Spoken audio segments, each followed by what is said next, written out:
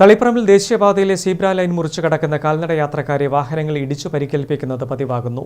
ദേശീയപാതയിലൂടെ കടന്നുപോകുന്ന വാഹനങ്ങൾ സീബ്ര ലൈനിലൂടെ കടന്നുപോകുന്നവരെ അവഗണിക്കുന്നതാണ് അപകടങ്ങൾ വർദ്ധിക്കാൻ ഇടയാക്കുന്നത്. കഴിഞ്ഞ ദിവസം തളിപ്പറമ്പ് നഗരസഭാ കോംപ്ലക്സിന് എതിർവശത്ത് സീബ്ര ലൈൻ മുറിച്ചു കടക്കുകയായിരുന്ന 2 കാൽനട യാത്രക്കാർക്കാണ് ബൈക്ക് ഇടിച്ചു പരിക്കേറ്റത്. സീബ്ര ലൈനിലേക്ക് കാൽനടയാത്രക്കാർ പ്രവേശിച്ചാൽ വാഹനങ്ങൾ നിർത്തിക്കൊടുക്കണമെന്നാണ് നിയമം. എന്നാൽ പലപ്പോഴും ഇത് പാലിക്കപ്പെടാറില്ല. ഇരുചക്ര വാഹനങ്ങളാണ് നിയമം ലംഘിക്കുന്നത്. ബസ്സുകൾ ഉൾപ്പെടെ നിർത്തിയിടുമ്പോൾ ചില ഇരുചക്ര വാഹനങ്ങൾ ഇടയിലൂടെ കയറി സീബ്ര ലൈൻ മറികടക്കുന്നതാണ് അപകടങ്ങൾക്കിടയാക്കുന്നത്. ബന്ധപ്പെട്ടവർ അടിയന്തരമായി ഇടപെട്ട് സ്ഥലത്ത് ഹോംഗാർഡിനെ നിയമിച്ച് അപകടങ്ങൾ ഒഴിവാക്കണമെന്നാണ് നാട്ടുകാർ ആവശ്യപ്പെടുന്നത്. ദേശീയപാതക്കരികിലുള്ള ഈ സീബ്ര ലൈനിൽ അപകടം തുടർക്കഥയാകുകയാണ്.